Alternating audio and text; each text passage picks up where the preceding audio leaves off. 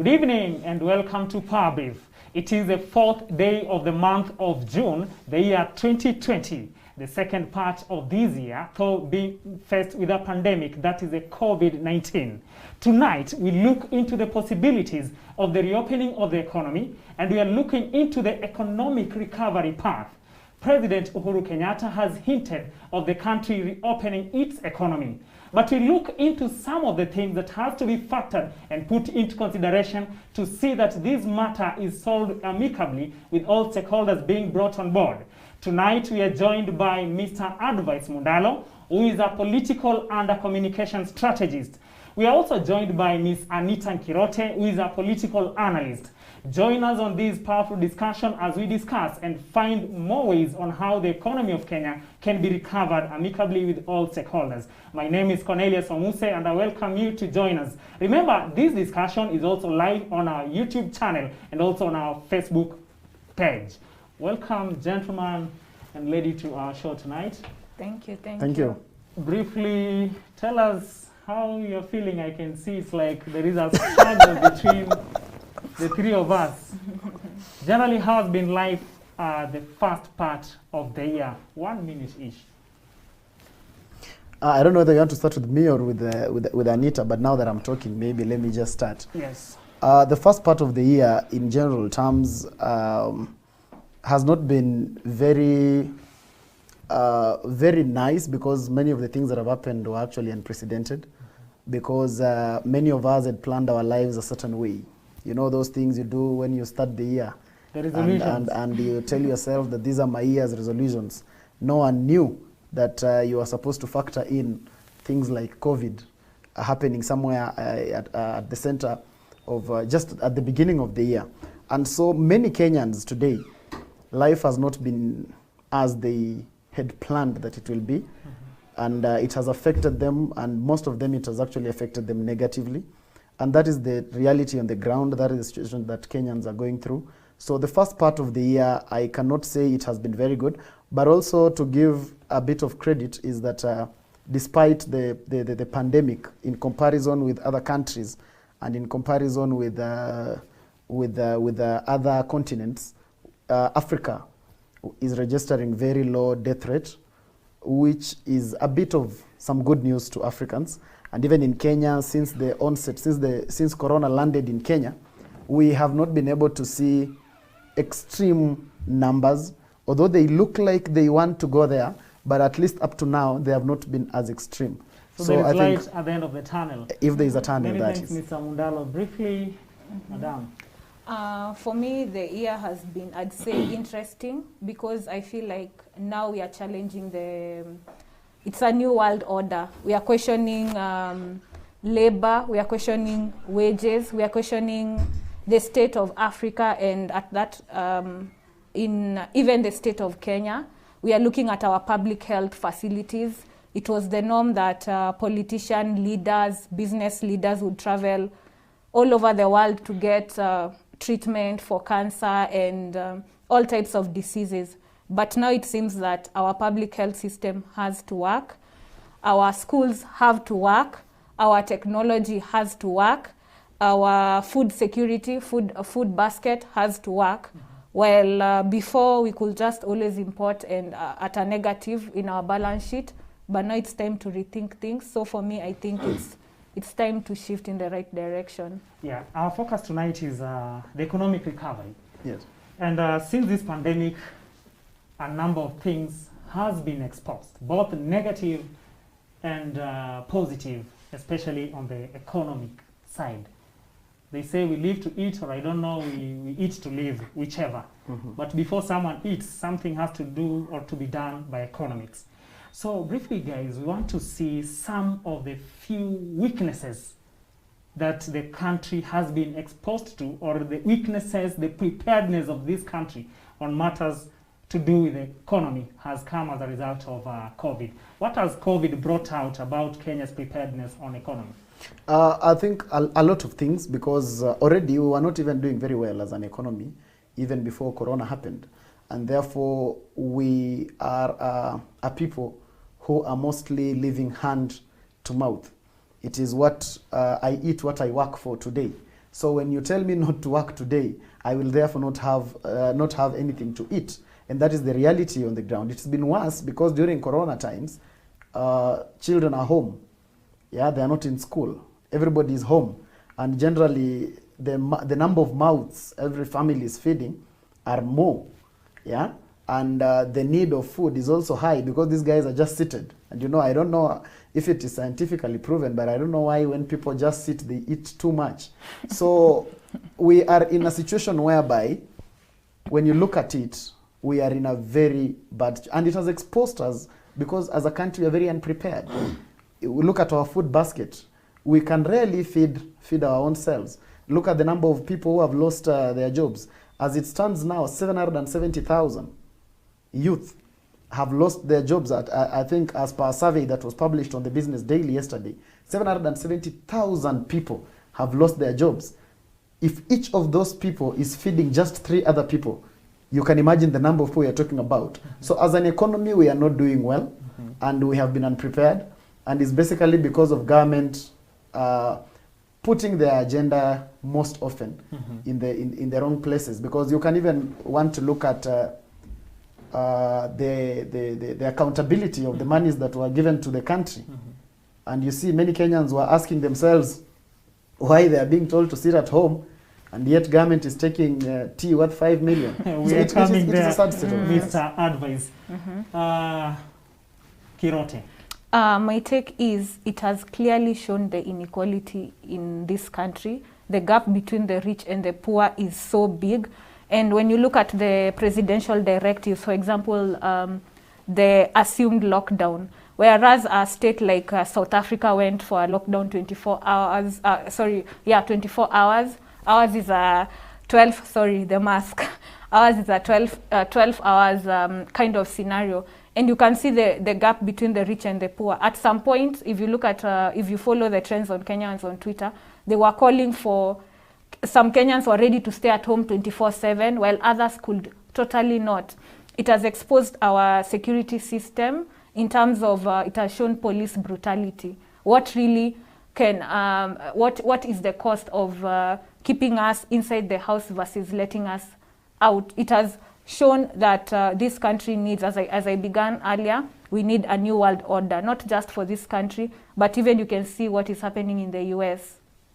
Okay, now looking at this matter, during Madaraka Day, the president gave a long speech, and you included a political analyst. You could see where the president was revolving the quotes, quoting Jaramogi, Boya, and all those leaders. One thing that came out so clearly was the impending constitutional changes. And tonight we are establishing how can we find a path to recovery. And we are trying to connect between the two. Does it mean that constitutional change can usher in the economic recovery that this country has been yearning for, and especially now it needs economic recovery more as never before? You know, there is always what is populist idea and what is actually the reality. The populist idea would be that we don't need a referendum as per now. We don't need a constitutional change. We need to focus on economic recovery. That is the populist idea. But the realistic idea is that politics in any country is always at the center stage of the economy. And when you don't fix your politics and get your politics right, you can never get the economy right. The reason why we had a very good upward trajectory and upward trend between during the Kibaki regime, the first term of the Kibaki regime, is because we had a regime that was very inclusive. Yeah, when Raila Odinga was in government together with they called it Government of National Unity. And at that time, we saw a lot of upward trend because there was satisfaction, there was political satisfaction. So in as much as we want to think that it is not the right thing to do, but I agree with the president that we need to have a constitutional amendment, not for anything else, but to fix our politics. Because once we get our politics right, once we have every other person in this country feeling included in the systems and the structures of this government, then we'll have an upward trajectory. You know, you would want to know that this idea of people being in government is more idealistic than even reality. Because right now, just because there is a handshake between President Uhuru Kenyatta and Prime Minister Raila Odinga, people who are allied to the Prime Minister feel like they're in government, even when they are still jobless, even when they still are the ones feeding their children, with the same problems that they had, but they are more energetic today. They work harder today, believing that they will get the fruits of their work. Because generally, sometimes being in government is just a feeling. Once someone feels like there's someone from my side at that cake, they feel like they're part of the cake. So yes, I agree that the constitutional amendment is here with us, and it's coming, and it's not stoppable. Let's hear from Kirote. Does the constitutional change usher in economic recovery? Is it a pathway to fixing the ailing economy, as Mr. Advisor said, or you have a different opinion?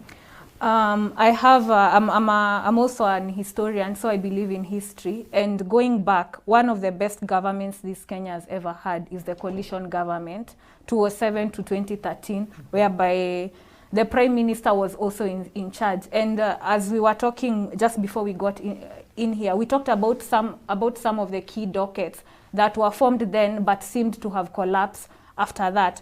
So for me, I'm looking at the economic recovery team that has been put in place, and Raila is in charge, and he has the likes of Mukisa Kitui from UNACTAD. I believe the spirit is there, and there is a certain direction that we are headed. But for me, I still have a problem with a bloated government. It's always been a give and take. A bloated government, a government whereby everybody wants a piece of the cake. That kind of scenario, for me, when it comes to government and business, I always feel like it brings problems to businesses, because a bloated government means more taxes, and these taxes are coming from the taxpayers, who are business people and people who work through pay. Now, I know that the minister is set, the Minister of Finance and Treasury, the CS, is supposed to read for us the budget, and there's a lot of taxation going on. So for me, every time I see a big government, I see taxes. While it may bring a certain level of peace and prosperity, under which pretext? And our businesses suffering. I mean, everybody's asking for tax reductions which are coming from where? Businesses are closing. So for me, it's a very delicate dance. Yes. Mr. Advice. Yes. There is an anticipated presidential address that is coming soon, where a number of people are expecting that the president has to reopen the economy or to ease the curfew measures. Yes. Do you think it is time that we get there? I think before I even get there, I just wanted to respond to Anita when Anita talked about a bloated government. And both of us and all of us have agreed that the upward trajectory that we had was during the government of national unity. I think we have never had more bloating than we had at that time, because we had over 30 cabinet secretaries. So I want to say that people should get to know that the problems of government and bloating of government is not in having many employees. If anything, many employees are more Kenyans are working, and those are job opportunities. There is no harm paying an extra person and paying 2 more extra people and preventing another one from stealing 2 billion.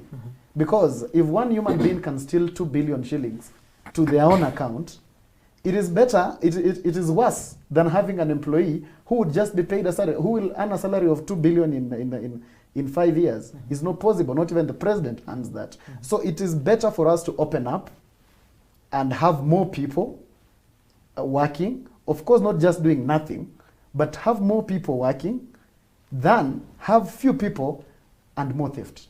Yeah. Now, we are looking at the possibilities of reopening the economy. Yes. Since the lockdown measures were imposed and other strict measures that the government came up with, the curfew and all that. Is it time that we get there to say ya kwamba wache turudi, tujaribu kufanya kazi? Are we almost there? There is life as it is and life as it ought to be. Life as it ought to be is that we are not yet there. We needed to even stay, because we cannot lock up the country when we have less than 100 cases, then open up the country when we have more cases. That is how actually it ought to be. But what is the reality? What is life as it is? Life as it is that the Kenyan is strained. The Kenyan is supposed to sit in the house, but the Kenyan doesn't have food. Kenyans are supposed to work for them to feed themselves. The reality on the ground is government is doing very little to really put food in the mouth of the ordinary people. Is not doing much. And therefore, you really cannot continue telling people to stay at home, yet you're not taking care of their needs. We have seen it, and you have covered many times stories of people having been thrown out of their houses because they can't afford to pay for those houses anymore. Others were actually moving those iron roof. Other landlords are moving there. And you see, you have to understand it from both sides of the coin. Because the problem is, you know, we only take the tenant side, where we say the landlord is being inhumane. But you see, the landlord also has some loan obligation to also pay. We'll come into that in part 2. Is it time that we open the country? I believe it's inevitable, but from the quarters, I believe it will not happen as soon as we think on 6th, but plus another 21 days. For me, I usually look at precedent, and I also look at what other governments are doing and the way forward. Earlier today in the morning, I saw that Uganda has already opened up, and Museveni is like, now we have to go on business as usual. But remember, Uganda had to go on a lockdown first. He had to stop public transport from borders and the likes from moving around. And Uganda was at a standstill for some time. Magufuli, on the other hand, has never actually done any of these measures, and is asking Kenyans, is asking the president, so why did you lock down in the first place if now you want to open? South Africa, as I understand, it's still on lockdown. And yesterday, a friend of mine asked me a very fundamental question. He asked me, when you look at US and the things that are going on in the US, there's racism, there's police brutality, and people are fighting. He asked, is Corona over? So, which now I'd like to borrow from advice, which means there are more pressing issues, like putting food on the table, like making sure that the economy is working. There is strains, stocks are dropping in the Nairobi Stock Exchange. Kenya Association of Manufacturers, I mean, apart from people who are producing PPEs, they still strain if you are not an essential service provider. So it's inevitable that economy will open. And also, to borrow from history, around 1980s when HIV was a big menace and nothing could be done, we devised ways, governments and public health officials found ways of moving on. And the virus is still here with us today. So was Ebola. Wait. So was Ebola. So for me, as much as COVID is a global and a serious epidemic, I believe we can move on and take the necessary cautions. Today we're in this show wearing masks, which means the show must always go on. Exactly. Otherwise, tungesema haiwezi endelea. Looking for, okay. Now we go for a short commercial break. We are looking into ways on how the government and also the stakeholders, all persons within the Republic of Kenya, can find a better economic recovery path. Mr. Advice Mundalo is with us in the house. He is a communication and a political strategist. We also have Miss Anita Kirote, who is a political analyst. We want to see on ways on how can we find solutions, because at the end of the day, people need rent, people need to put on clothes, they need to pay school fees, and life has to continue in all aspects. But all these things relies on one thing, and this is economy. Remember, this conversation is also live on our Facebook page and also on our YouTube channel. Keep it on Power Brief on CAC TV.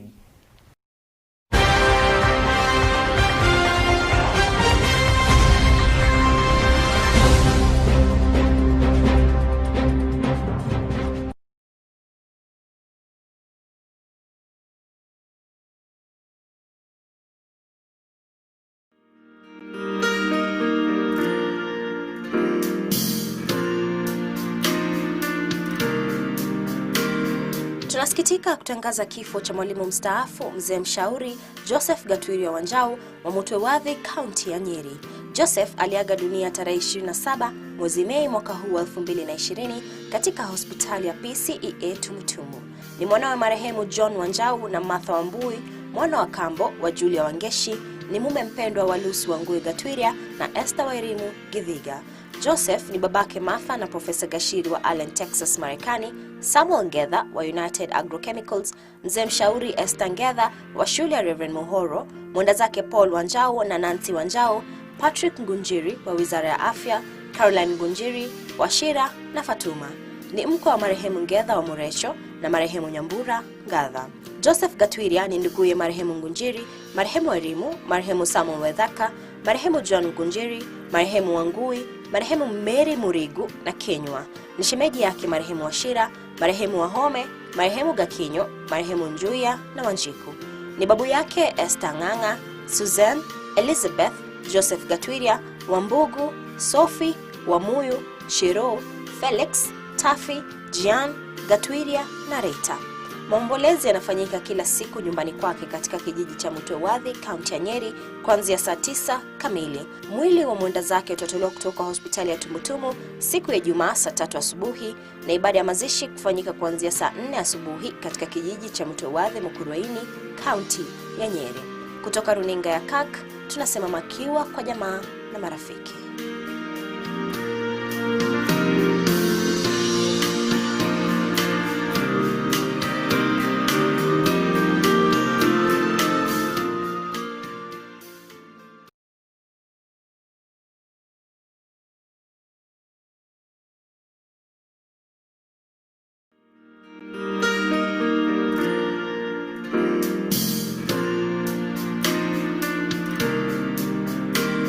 Tunasikitika kutangaza kifo cha mwalimu mstaafu mzee mshauri Joseph Gatwiria Wanjau wa Mutwewathi, kaunti ya Nyeri. Joseph aliaga dunia tarehe 27 mwezi Mei mwaka huu 2020 katika hospitali ya PCEA Tumutumu. Ni mwanawe marehemu John Wanjau na Martha Wambui, mwana wa kambo wa Julia Wangeshi. Ni mume mpendwa wa Lucy Wangui Gatwiria na Esther Wairimu Githiga.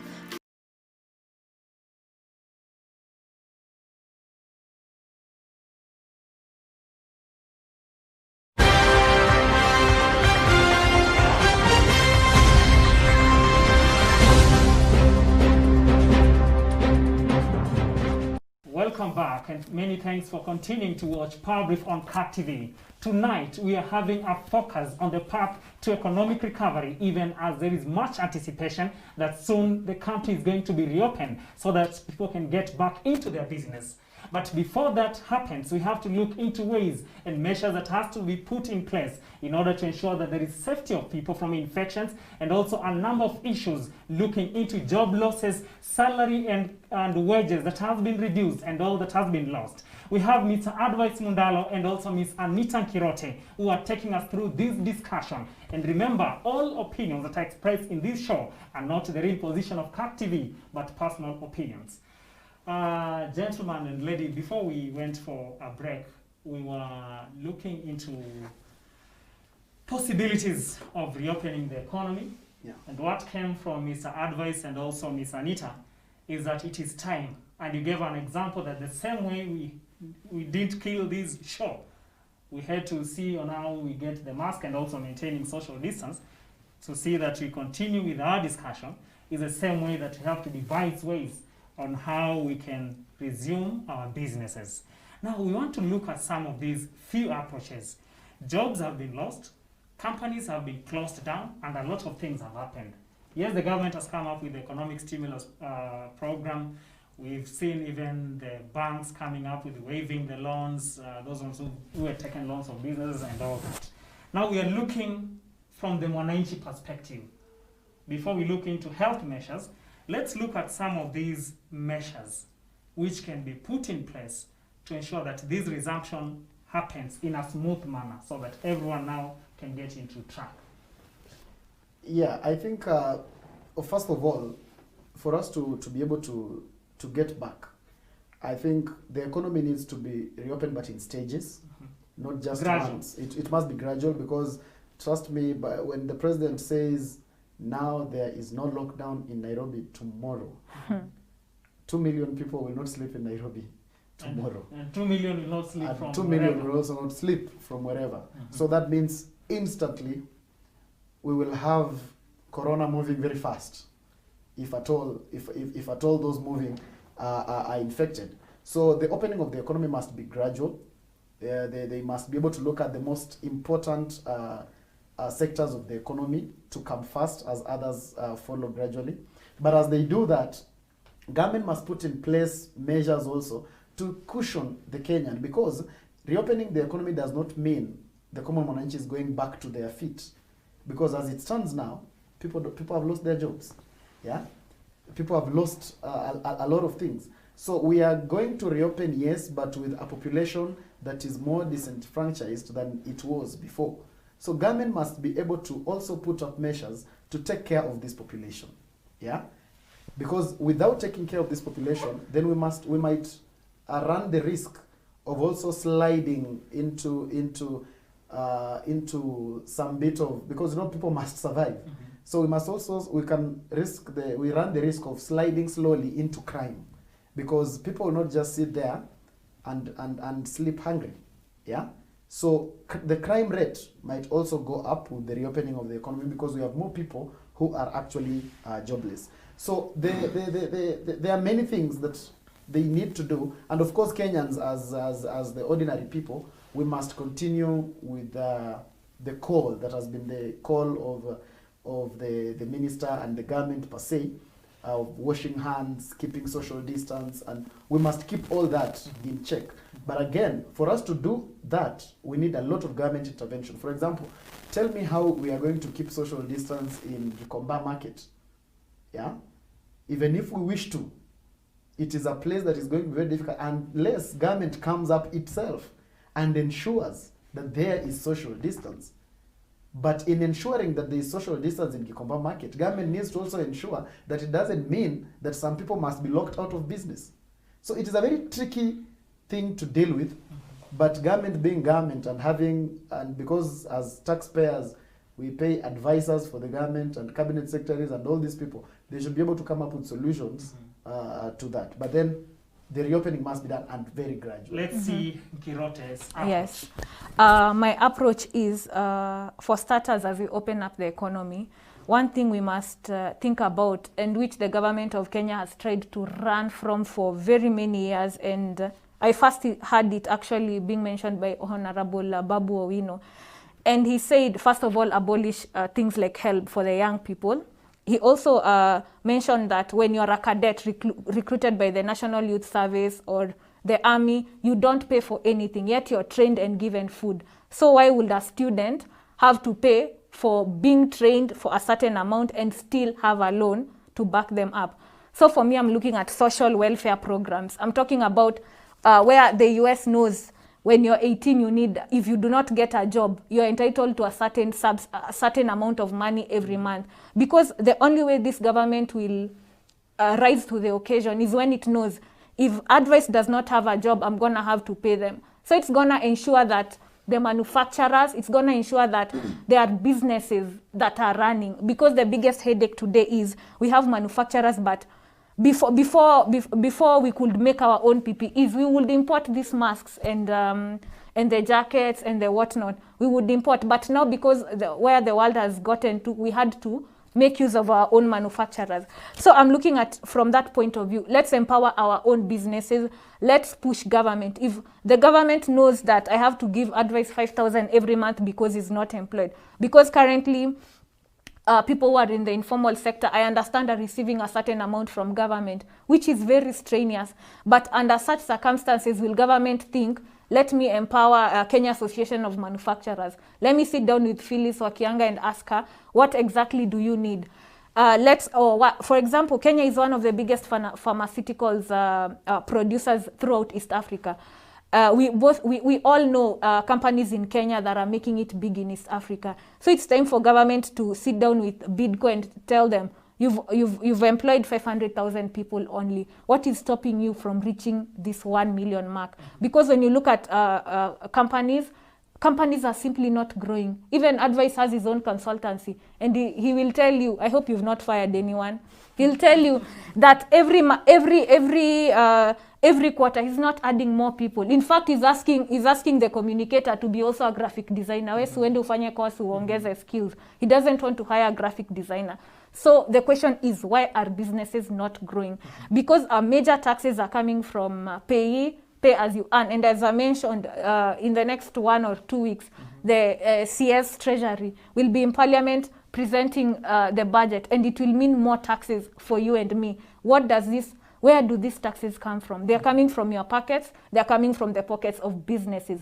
Now you're taxing businesses that are not making profit, businesses that are firing people. Then you want to give tax incentives. Tax incentive for what? You're not buying airtime, but you're being told we have a 10% discount. 10% discount on taxes for what? So my take is ensure there's a social security. And that social security, it means that if a Kenyan is not working, just like the likes of Finland, you know, these things we hear like fairy tales. Like in Finland, when a child is born, he's already been, the government already knows what you need. The government has already planned for your schooling. These are the type of things we are looking for. Because trust me, right now we are paying pay at 30%. If you are paying at 90%, and Advice knows for sure that the road outside his gate is a tarmac. He knows when he gets sick, his wife gets sick, he's going to a public hospital. I'm sure Advice, he will not mind paying 90%. But because our taxes are not put in good use, now when you look at literacy programs, we are going digital. Who does it benefit? It's not every ordinary Kenyan. We were supposed to have the laptops for class 1. If it was, and now I hear it's called grade 1. If this was implemented, then children at home today would be reading and learning in this period. But because of corruption, because of misuse of money, there are children who've just played the whole season. How will it? Oh, season. Sorry, have played the whole. Have not been exposed to such yet.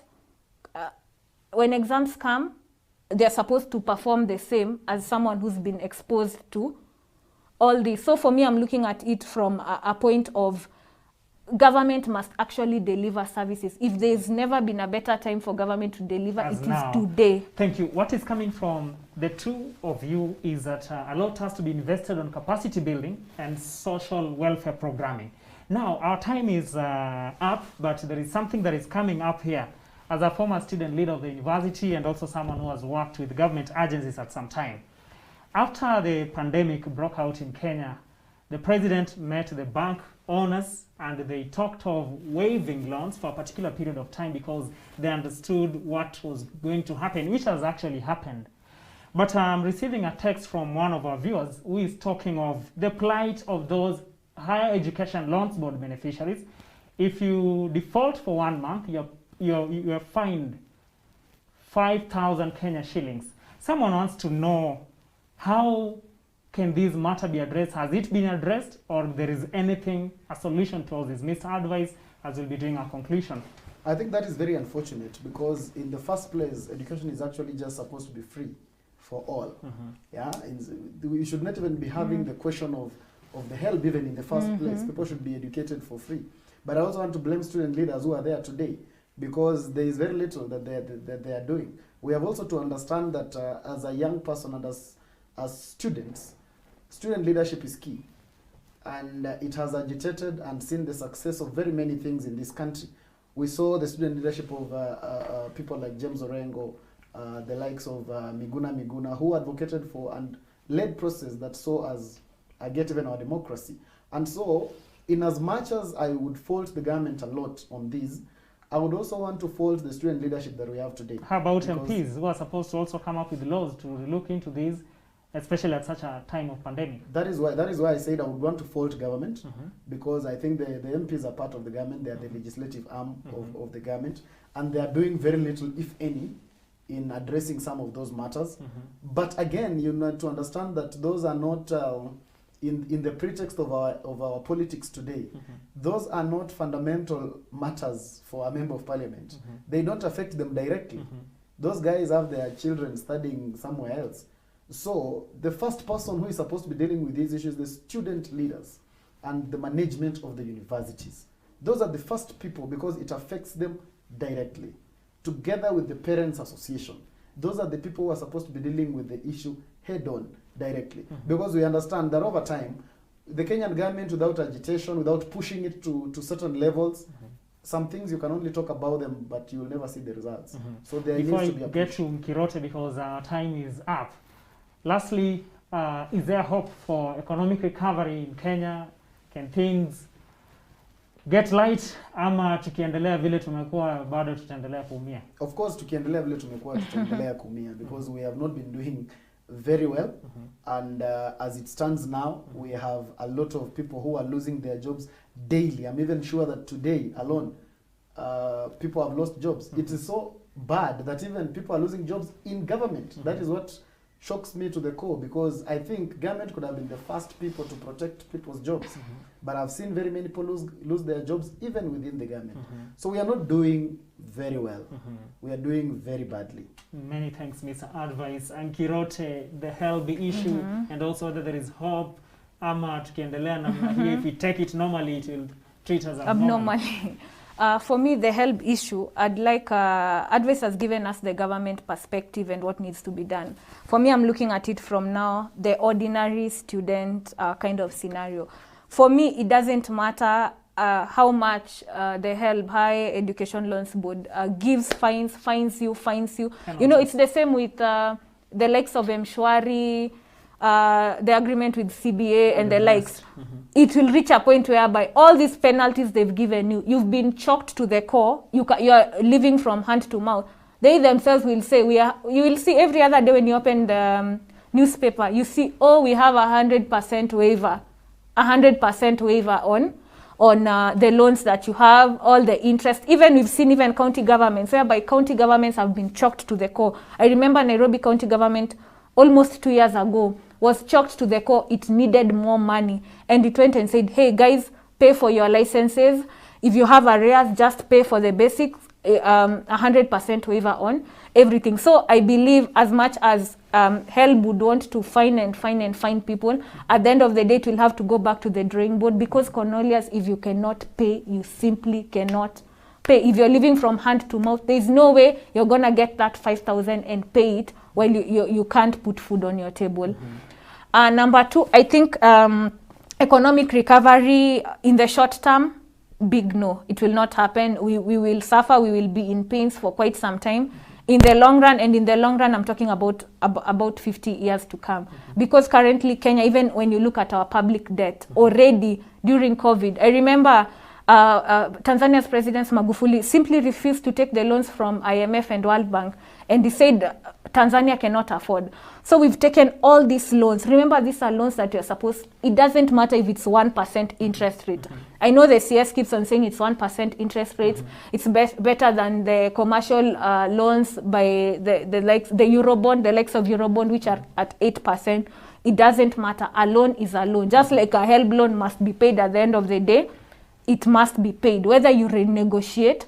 But then now, to quote Barack Obama, we are borrowing the future of our children. Because by the time Anita Kirote becomes the first woman president in this country, I am looking at a loan that I have to pay. Kenya has a very good track record of paying loans. We've never defaulted. Even the Paris Club, about 2 weeks ago, gave a waiver and said, hey, if you meet these conditions, come, we will give you a grant, we will forgive you all your loans. But then when you look at your credit scoring, Kenya is currently at 2. And it's been lowered now. We are at 2 lower. We were at 2 upper, now we are at 2 lower because of the loans we keep on getting.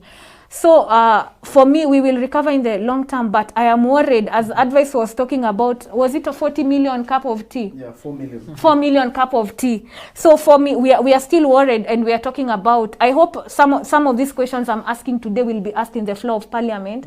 Come 12th, when the CS is presenting the budget. We need to have an audit of this money we've received, because it's a loan. It's not a ride. It's not a charity sweepstake, which 10 years ago I used to see charity sweepstake. You get your 500,000 and then in 2 days you're broke as ever. No, this is a loan that must be paid. So we need to see on 13th, we need to see an audit trail. We need to understand chai ya 4 million imetoka wapi. And we need to know, because economic recovery is possible, but I would give it 50 years. Many thanks. The gentleman and the Iron Lady. They call them Iron Ladies, but these have been an amazing discussion. Mr. Advice Mundalo, and also Miss Anita Kirote. They have taken us through these parts, looking into the deepest part of the economic status of Kenya, pre-COVID, during COVID, and even post-COVID. We've analyzed some of our weaknesses as a country and what needs to be done in order to see that as anticipated reopening of the economy comes by, we are in a better position. We appreciate your overwhelming responses on our social media platforms. From me, Cornelius Omuse, till next time, I wish you a good night.